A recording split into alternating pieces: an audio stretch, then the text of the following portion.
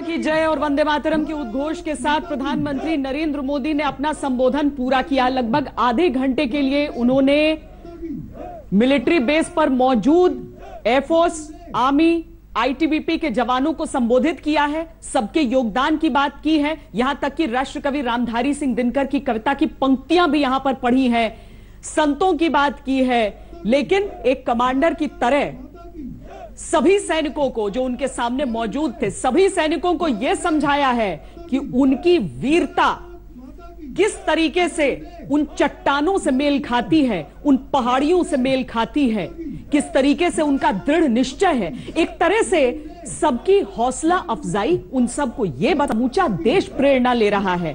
उन्होंने कहा कि उनके मन में हमेशा दो माओं का ख्याल आता है, एक भारत माता और दूसरी वो वीर माताएं जिनकी कोख से इन सभी सैनिकों ने जन्म लिया है, जो ऐसी विषम परिस्थितियों में भी डटकर खड़े रहते हैं, दुश्मनों से मुकाबला करते हैं। बहुत बड़ा संदेश है यहां पर चीन को, नाम नहीं लिया है चीन का, लेकिन चूंकि वो लद्दाख में मौजूद थे और वहां से ये संदेश दे रहे थे, तो साफ था कि संदेश है किसके लिए। एक बार फिर जरा उसके अहम अंश सुनिए। आपका अभिनंदन करता हूं। मैं गलवान घाटी में शहीद हुए अपने वीर जवानों को भी पुनः श्रद्धांजलि अर्पित करता हूं। इनमें पूरब से, पश्चिम से, उत्तर से, दक्षिण से देश के हर कोने के वीर अपना शौर्य दिखाते थे। उनके पराक्रम, उनके सिंहनाद से धरती अब भी उनका जयकारा कर रही है। आज हर देशवासी का सिर आपके सामने, अपने देश के वीर सैनिकों के सामने आदरपूर्वक नतमस्तक होकर के नमन करता है। आज हर भारतीय की छाती आपकी वीरता और पराक्रम से फूली हुई है। साथियों, सिंधु के आशीर्वाद से ये धरती पुण्य हुई है।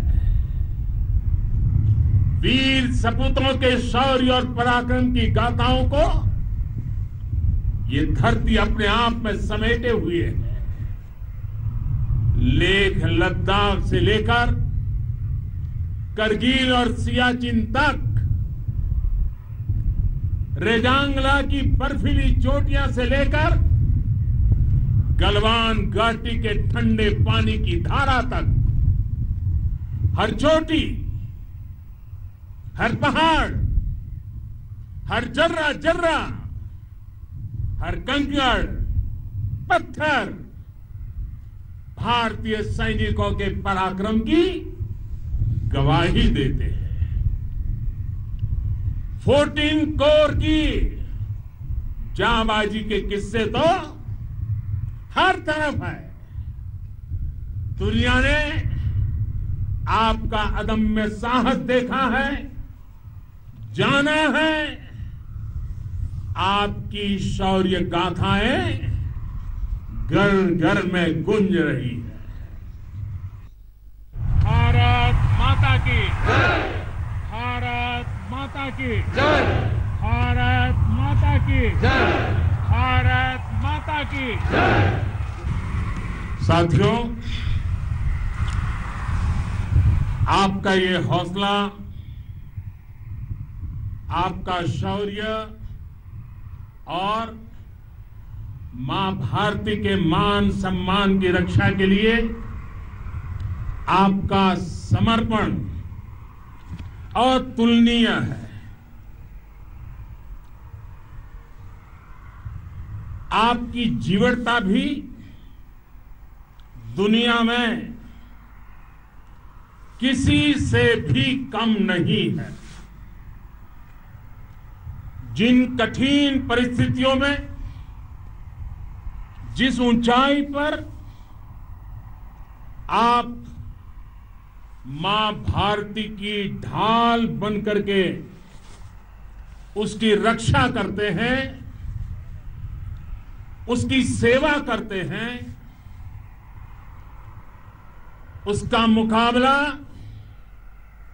पूरे विश्व में कोई नहीं कर सकता है। आपका साहस उस ऊंचाई से भी ऊंचा है जहां आप तैनात हैं। आपका निश्चय उस घाटी से भी सख्त है जिसको रोज आप अपने कदमों से नापते हैं। आपकी भुजाएं उन चट्टानों जैसी मजबूत है जो आपके इर्द गिर्द खड़ी है। आपकी इच्छा शक्ति आसपास के पर्वतों जितनी अटल है। आज आपके बीच आकर मैं इसे महसूस कर रहा हूं, साक्षात अपनी आंखों से इसे देख रहा हूं। साथियों, जब देश की रक्षा आपके हाथों में है, आपके मजबूत इरादों में है, तो एक अटूट विश्वास है। सिर्फ मुझे नहीं, पूरे देश को अटूट विश्वास है और देश निश्चिंत भी है। आप जब सरहद पर डटे हैं तो यही बात प्रत्येक देशवासी को देश के लिए दिन रात काम करने के लिए प्रेरित करती है। आत्मनिर्भर भारत। तो प्रधानमंत्री नरेंद्र मोदी ने जवानों को, सैनिकों को संबोधित किया है ये लद्दाख में। हमारे साथ इस समय हमारे संवाददाता मंजीत नेगी जुड़े हुए हैं और साथ में लेफ्टिनेंट जनरल सतीश दुआ जुड़े हुए हैं। मंजीत, मैं आती हूं आपके पास। पहले जनरल दुआ, जिस तरह से प्रधानमंत्री ने संबोधित किया है, अमूमन जब वॉर की स्थिति होती है, युद्ध की स्थिति होती है, देखते हैं सैन्य कमांडर अपने जवानों को इस तरीके से प्रेरित करते हैं। एक प्रधानमंत्री का एक कॉन्फ्लिक्ट जोन में जाना और इस तरह का एक भाषण देना आपके हिसाब से क्या है? सबसे पहले श्वेता, प्रधानमंत्री का देश के टॉप लीडर का फ्रंट लाइन में जाना न सिर्फ आर्म फोर्सेस का मनोबल बढ़ाता है, ये मेरे ख्याल से पूरे देश का मनोबल बढ़ाता है। तकरीबन 2 महीने से ज्यादा हो गया इस चीज को चलते हुए और हमारी दोनों तरफ से जवान हताहत हुए हैं और इनके लिए पुनः श्रद्धांजलि अर्पित करने के अलावा प्रधानमंत्री का वहां जाना, उससे मनोबल के अलावा वो खुद जायजा ले सकते हैं डायरेक्टली फील्ड में कमांडर से बात करके। हॉस्पिटल गए हैं, सोल्जर से मिले हैं, उन लोगों से भी मिले हैं जो गलवान घाटी में थे। तो एक फर्स्ट हैंड अकाउंट जो होता है बिना बीच की लेयर्स के, वो बहुत बहुमूल्य होता है। तो मनोबल एक तरफ, जायजा लेना एक तरफ, और उसके बाद एक स्ट्रॉन्ग स्टेटमेंट। अब तो खैर हमने उनकी स्पीच ही सुन ली है, लेकिन एक स्ट्रॉन्ग स्टेटमेंट, चाहे वो दूसरे देश का नाम लें या ना लें, वो जो स्टेटमेंट उनकी तरफ से है, न सिर्फ श्रद्धांजलि अर्पित करते हुए, वो कहते हुए हम जो काबिलियत बनाएंगे सड़कों की, वो हौसला अफजाई फौज की, और क्लियरली इस बात का एक खुलासा करना या अनाउंसमेंट करना कि हमारी तरफ से हमें यकीन है कि हमारी फोर्सेस, हमारा देश इस सीमा को की टेरिटोरियल इंटीग्रिटी हमेशा बनाए रखेगा। तो मेरी समझ से एक बहुत अच्छा कदम पूरे देश के लिए, पूरे विश्व के लिए कोई एक स्टेटमेंट जाती है इससे। Thank you. वाकई, क्योंकि चाइना जैसे देश को देखते हुए और अभी तक हमारी जो नीति रही है, मैं उसकी तुलना जरूर आपसे चाहूंगी। लेकिन मंजीत, क्या प्रधानमंत्री दिल्ली के लिए वापस निकल चुके हैं वहां से? क्योंकि ये जो स्पीच हम सुन रहे थे वो तो सुरक्षा कारणों से होने के बाद हम उसका लाइव प्रसारण होता है। क्योंकि जब ये स्पीच चल रही थी तभी आपने आज तक पर बता दिया था कि प्रधानमंत्री किस टोन में, किस लहजे में और क्या बातें कह रहे हैं।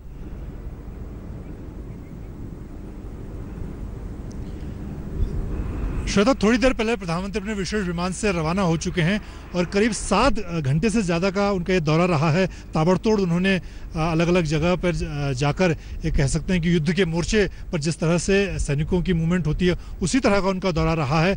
और सुबह 7 बजे यहाँ पर लैंड होने के बाद जिस तरह से वो सबसे पहले फॉरवर्ड पोस्ट निमू, जो कि यहाँ से 35 किलोमीटर दूर ब्रिगेड हेडक्वार्टर है, वहाँ पर जवानों के बीच पहुँचे और किस तरह से जवानों का हौसला बढ़ाया। भारत माता की नारों के बीच में वो जवानों के बीच थे। वहाँ पर सेना, वायुसेना, ITBP तमाम जवान और अधिकारी थे, जहाँ पर उनको ब्रीफिंग दी गई ऑडियो वीडियो के जरिए। कोर कमांडर, आर्मी कमांडर ने उनको ब्रीफ किया, हालात की जानकारी दी। और वहाँ पर उन्होंने अलग से सैन्य कमांडरों के साथ जो नॉर्दर्न आर्मी कमांडर हैं लेफ्टिनेंट YK जोशी, इसके अलावा कोर कमांडर हरिंदर सिंह, सेना प्रमुख जनरल नरवणे और CD जनरल बिपिन रावत, उनके साथ रणनीति पर चर्चा की।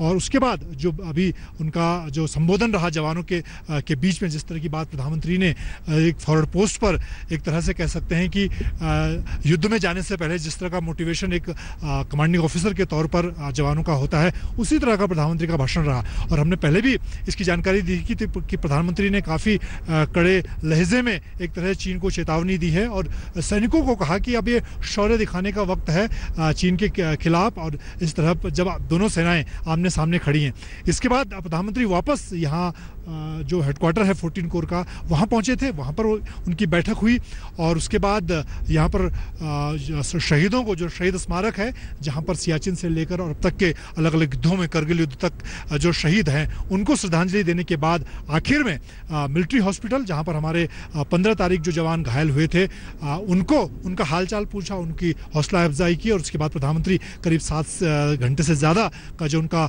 दौरा रहा है, उसके बाद दिल्ली रवाना हुए हैं। तो 2 मोटी सी बातें जो बड़े संदेश उन्होंने दिए हैं। एक तो इस मौके पर जब दोनों सेनाएं आमने सामने खड़ी हैं श्वेता, युद्ध के हालात बने हैं, भारत ने पूरी तैयारी की है हथियारों के मामले में भी, चाहे तमाम जो हमारे हथियार, लड़ाकू विमान, सुखोई से लेकर मिराज से लेकर तमाम लड़ाकू विमान, हमारी बोफोर्स तोप से लेकर M777 जैसी तोप। और 2 दिन पहले ही स्पेशल फोर्स की टुकड़ी यहाँ पर पहुंची थी।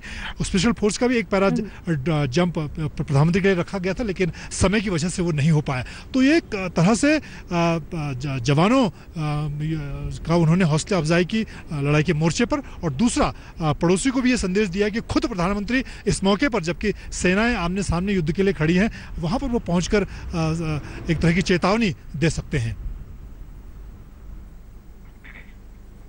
जी, क्योंकि अभी तक हमने बहुत नपी तुली बातें सुनी है। कम से कम जब तक चीन जैसा दुश्मन सामने रहता है, भारत पाकिस्तान को लेकर जो सियासी बयानबाजी होती है वो अलग होती है, चीन को लेकर अलग होती है। हमारे साथ भारतीय जनता पार्टी के वरिष्ठ नेता राजीव प्रताप रूडी भी जुड़ चुके हैं।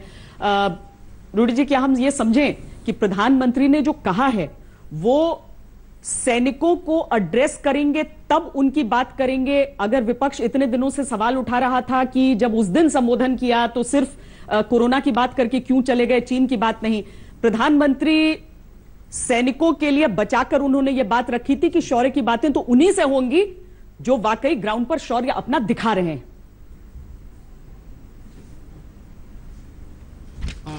श्वेता, आपने बिल्कुल सही बात कहा। और जिस प्रकार से देश के प्रधानमंत्री ने दौरा किया है, देखिए 2 बातों का मैं संज्ञान लेना चाहूंगा। एक तो पहली बात कि जब देश के प्रधानमंत्री ने संबोधित किया था और उन्होंने कहा कि हम अपने शहीदों के बलिदान को, कुर्बानी को व्यर्थ नहीं जाने देंगे और हमें कोई कमजोर ना समझे। पहली बार 70 साल के इतिहास में चीन को किसी ने, पहली बार कोई प्रधानमंत्री भारत का, उसने खुली चुनौती दी थी। और जी, आपका माइक शायद गिरा हुआ है नीचे, आप अगर माइक लगा लें। हाँ, नहीं, जहां ये स्थिति बिगड़ा हुआ, अब क्या स्पष्ट हो? अब क्या स्पष्ट हो? जी। और पहली बार देश के इतिहास में किसी प्रधानमंत्री ने, मैंने जैसे बताया कि 70 साल के इतिहास में आज तक किसी ने चीन को इस प्रकार से खुली चुनौती नहीं दी थी कि देश के प्रधानमंत्री ने दिया और कहा कि हमारे शहीदों की कुर्बानी व्यर्थ नहीं जाएगा और कोई हमें आंख नहीं दिखा सकता है। और उसके बाद दूसरी बार, ये पहली बार जब हम गलवान वैली या लद्दाख में जिस प्रकार की परिस्थितियां उभरी हैं और हमारे जवान शहीद हुए हैं, लेकिन चीन में कितने मरे और कितने मरने के बाद ना उनको चीन ने स्वीकार किया, ना उनके बारे में कोई सरकारी विज्ञप्ति दी। तो अब देश के प्रधानमंत्री राजीव जी, आपकी आवाज बहुत स्पष्ट नहीं आ रही है, तो हमारी टेक्निकल टीम उसे दुरुस्त कर ले, तब तक हम जनरल दुआ को जोड़ते हैं इस चर्चा में। जनरल दुआ, हमेशा जो पेट्रोलिंग टीम वहां पर जाती है, चाहे उसके रिटायर्ड सोल्जर्स हों जो इस बात को बताएं कि उन्हें बड़ा बुरा भी लगता था कि हमेशा आप 3 तख्तियां लेकर वहां पर जाते हैं। पहला जिसमें आप कहते हैं यह हमारी जमीन है, आप अपनी टेरिटरी में चले जाइए। दूसरा जिसमें कहते हैं कि ये हमारी जमीन है, आप भी पीछे हटिए और हम भी पीछे हटते हैं। और तीसरी वो तख्ती जिस पे ये लिखा रहता था कि ये हमारी जमीन है, हम पीछे हट रहे हैं, आप पीछे चले जाइएगा।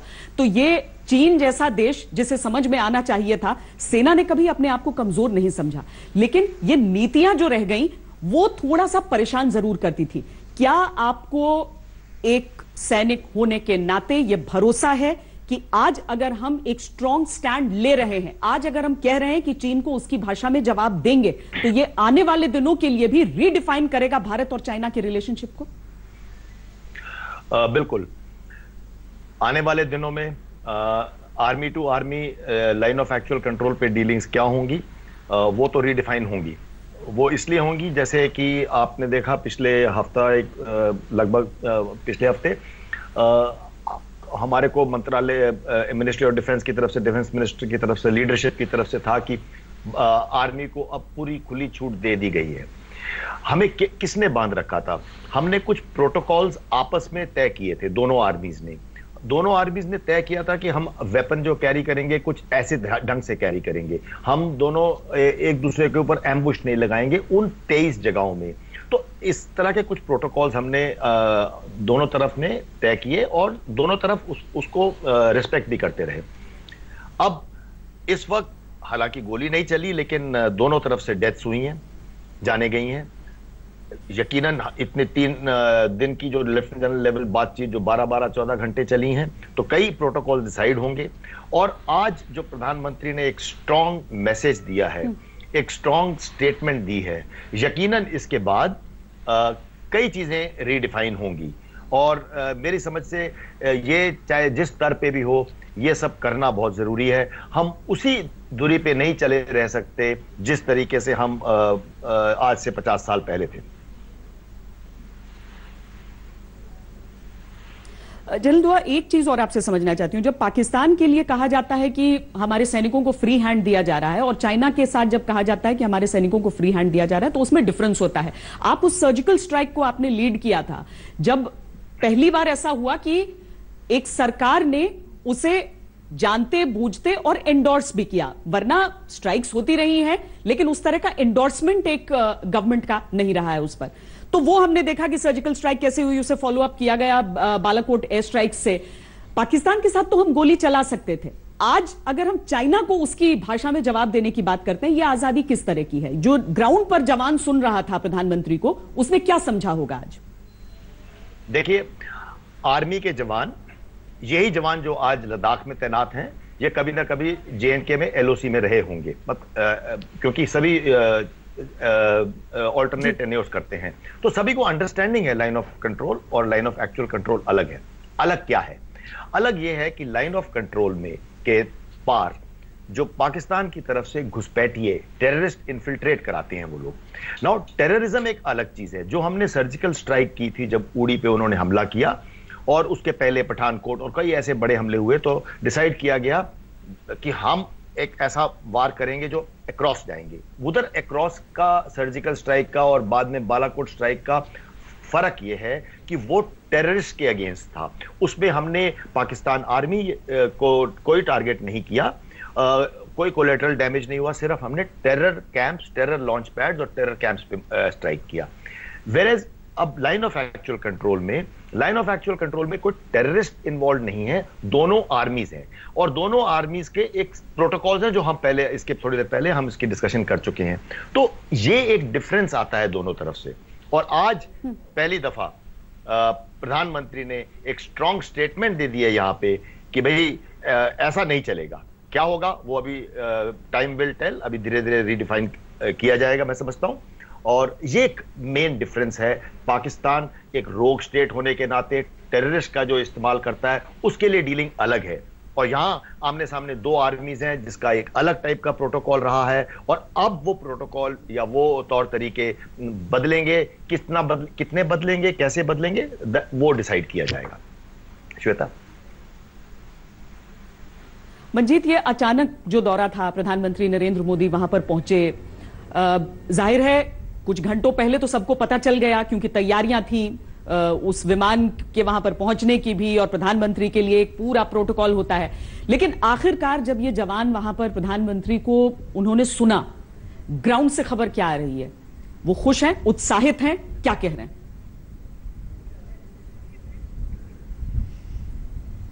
देखिए श्वेता, जब इसी हाईवे जहां इस वक्त हम खड़े हैं 14 कोर हेडक्वार्टर के आगे, यहाँ पर प्रधानमंत्री का जब काफिला जा रहा था तो काफ़ी जवान आसपास जो खड़े थे, कुछ लोग आगे बढ़ रहे थे, उनको भी प्रधानमंत्री लगातार हाथ हिला रहे थे, उनमें खुशी थी। अभी भी जब हम इस वक्त यहाँ पर लाइव के लिए खड़े हैं तो लगातार मीडिया के जरिए भी वो देख रहे हैं और हाथ हिलाकर भी वो हम लोगों का एक तरह से स्वागत कर रहे हैं। तो एक जोश लोगों में, और यहाँ पर जो सैनिक मुश्किल हालात में 12,000 से लेकर 14,000 15,000 फीट की ऊंचाई पर जो यहाँ पर जवान तैनात होते हैं उनके बीच में, और ख़ास मुश्किल इसलिए कि इस वक्त जो हालात हैं अभी बिल्कुल युद्ध जैसे हालात हैं सरहद पर, फॉरवर्ड पोस्ट पर पाकिस्तान चीन से लगने वाली जो लाइन एक्चुअल कंट्रोल है, और वहाँ पर प्रधानमंत्री का जाना, और जिस तरह से जो पहला वीडियो जब प्रधानमंत्री ब्रिगेड हेडक्वार्टर फॉरवर्ड पोस्ट पर पहुँचे थे, वहाँ पर जिस तरह के नारे, भारत माता के नारे लग रहे थे प्रधानमंत्री के आने पर, वो दिखाता था कि कितना जोश, कितना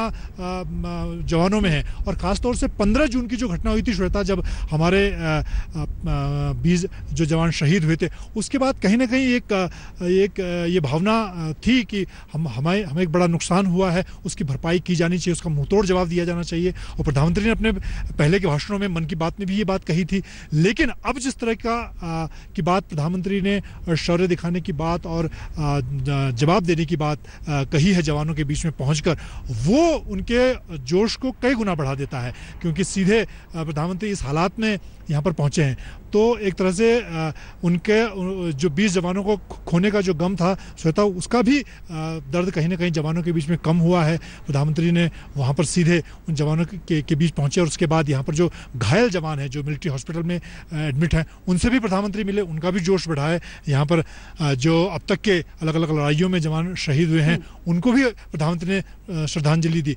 तो एक करीब 7 घंटे का जो उनका दौरा रहा है, उसमें प्रधानमंत्री की तरफ से कोशिश ये रही श्वेता कि हर उस पहलू को छुआ जाए जो इस मुश्किल हालात में यहाँ पर हमारे जवान इस्बत, चाहे सेना के जवान हों, ITBP के लोग हों, भारतीय वायुसेना यहाँ पर बड़ी मुस्तैद है इस वक्त, जब लगातार भले ही दिल्ली में रहते हुए सारे अपडेट्स उनको मिल रहे थे, लेकिन आमने सामने बातचीत से बेहतर कोई जरिया होता नहीं है।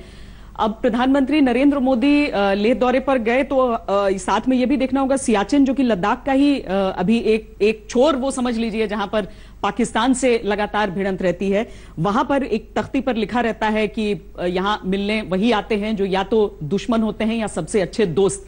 लद्दाख में भी कहावत यही है, क्योंकि इतनी ऊंचाई पर यह स्थित है कि यहां पर वहां पहुंचना और वहां पर उतनी देर रहने में ही काफी एफर्ट एक इंसानी शरीर को करना पड़ता है। हमारे सैनिक तो खैर, जो हमारे योद्धा हैं वो तो बहुत मजबूत है ही, लेकिन प्रधानमंत्री ने वहां जाकर एक संकेत जरूर सभी सैनिकों को दिया। राजीव प्रताप रूडी जी भी हमारे साथ अब जुड़ गए हैं।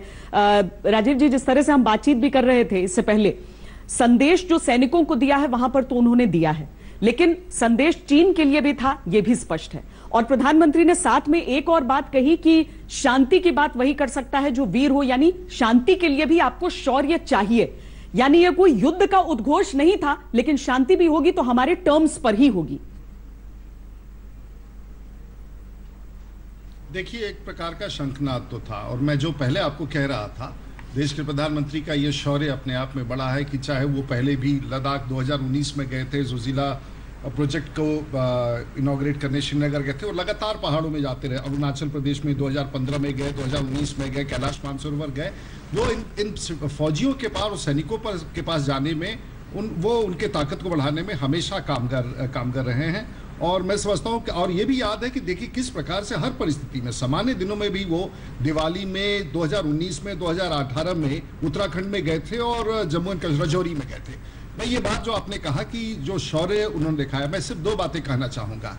एक तो 15 की घटना के बाद, 15 जून की घटना के बाद उन्होंने स्पष्ट रूप से कहा था कि हमारे शौर्य का, हमारे शहीदों का बलिदान व्यर्थ नहीं जाएगा। और मैं समझता हूं कि देश के 70-72 वर्ष के इतिहास में पहली बार, जबकि चीन ने हमारा बहुत अतिक्रमण किया है, हमारे बहुत धरती को चुरा लिया है, कब्जा कर लिया है, चाहे 1950 से 60 के बीच में हो या पाकिस्तान ऑक्युपाइड कश्मीर में हो, लेकिन पहली बार किसी देश के प्रधानमंत्री ने अपनी धरती से कहा है कि हम नजर उठाने नहीं देंगे। और ठीक 2 हफ्ते के भीतर वो उन शहीदों को सम्मान देने और फौजियों के पास ये देखिए, ये जो अगर प्रधानमंत्री ने वहां जाकर के जिस प्रकार से हौसला बढ़ाया, जिस प्रकार से सलामी दी है, जो शंखनाद है, ये कोई सामान्य नहीं है। कोई देश का प्रधानमंत्री बॉर्डर पर जाके, जहां कुछ ही दिन पहले कॉन्फ्लिक्ट हुआ हो, और इस बात को याद रखना चाहिएगा कि ये टेरर, जैसे जनरल दुआ कह रहे थे, ये मिलिट्री प्रिपेयर्डनेस का एक पार्ट है। प्रधानमंत्री का वहां जाना कोई सामान्य संवाद नहीं है। और चीन भी अच्छी तरह इस बात को समझता है कि अब भारत के साथ जो भी आपकी कूटनीति हो, जो भी आपका संवाद पिछले 60 साल का हो, अब एक प्रूवन ट्रैक रिकॉर्ड का प्रधानमंत्री आज भारत के पास है। इसको आप जो नमस्कार, मैं हूं अंजना ओम कश्यप। हमें उम्मीद है ये वीडियो आपको पसंद आया होगा। लेटेस्ट खबरों के लिए यूं ही देखते रहिए आज तक, और इस वीडियो के पसंद आने पर लाइक, शेयर एंड सब्सक्राइब करना ना भूलें।